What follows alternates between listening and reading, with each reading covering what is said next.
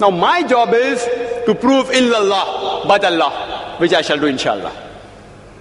To the other people, I have to first remove the wrong concept of God and then prove the right concept of Allah subhanahu wa ta'ala. Here half my job is done. He has already said La ilaha.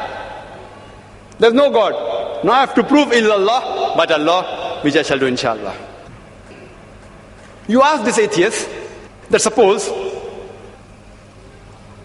there is an object, an unidentified, maybe a flying object, which no one in the world has seen.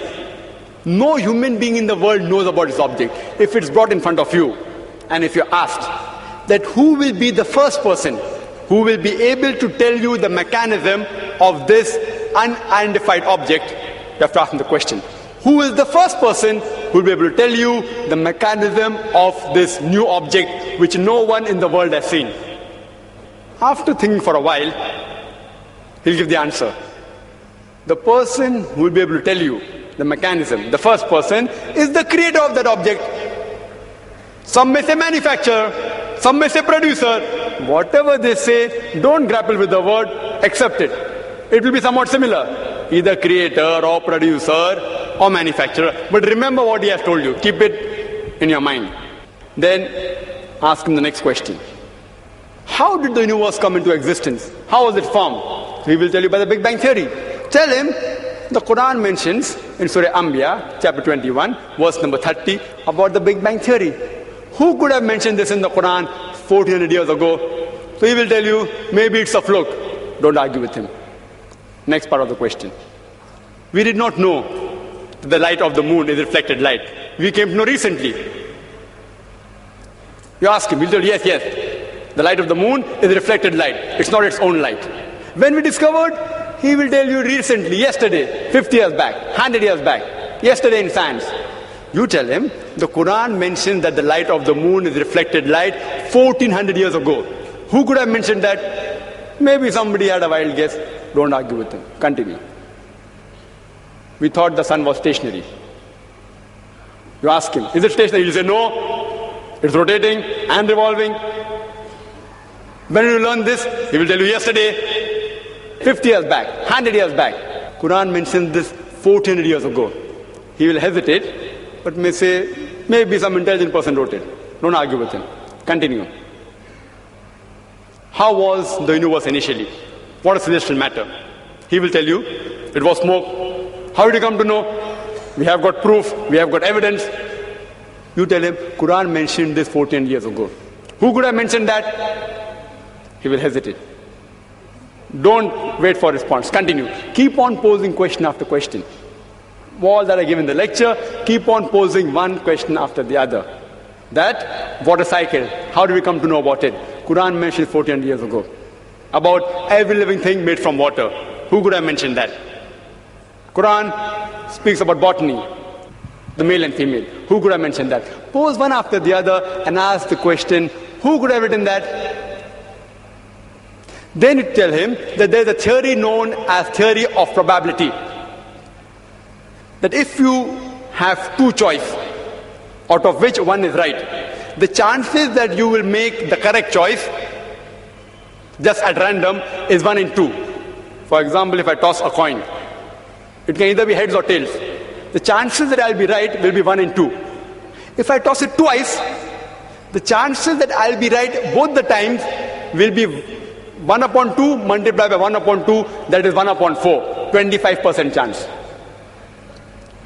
If I toss it thrice, chances I'll be right all 3 times, 1 upon 2 multiplied by 1 upon 2 multiplied by 1 upon 2, it's 1 upon 8, 12.5%. A dice has got 6 sides. If I throw a dice, the chances that at random I'll be correct is 1 upon 6. If I throw it twice, the chances that both the time I'll be right will be 1 upon 6 by 1 upon 6, 1 upon 36. This is called as theory of probability. If I throw the dice twice and then toss a coin, all 3 being right will be 1 upon 6 by 1 upon 6 by 1 upon 2 is 1 upon 72. So you ask him, the chances maybe, if you ask, what is the shape of the earth? There are various shapes. Some may say it is flat, some may say it is triangular, some may say it is hexagonal, some may say pentagonal, some may say heptagonal, some may say square. Say there can be 10 shapes. Some may say it is round, it is spherical. The chances that if anyone makes a wild guess, it being correct is 1 upon 10. The light of the moon, it can either be its own light or it can be reflected light. The chances that you make a wild guess and it being correct will be 1 upon 2. The chances that both shape of the earth and light of the moon being reflected light, both being correct, if you make a wild guess, it will be 1 upon 10 multiplied by 1 upon 2, it is 1 upon 20. What can the living creatures be made of?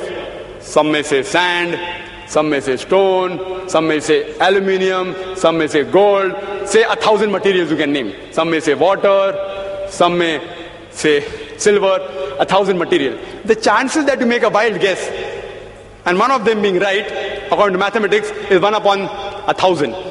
The chances that all three being correct, the earth is spherical, light of the moon is reflected light, and every living creature created from water is correct, will be 1 upon 10 multiplied by 1 upon 2 multiplied by 1 upon 1,000. Answer comes to 1 upon 20,000 or 0.005%. Quran speaks about scientific science more than 1,000 verses. In 3 verses the answer comes to 0.05%. If you apply probability theory to all this being at random chance, it will come to 0, negligible. And in maths, anything 1 in 10 raised to 50, it's equal to 0. So you ask your atheist friend, who could have written this? The only answer he can give you is this first answer: the creator, the manufacturer, the person who has produced it.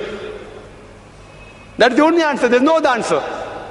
What science is saying today is they are not eliminating God. They are eliminating models of God.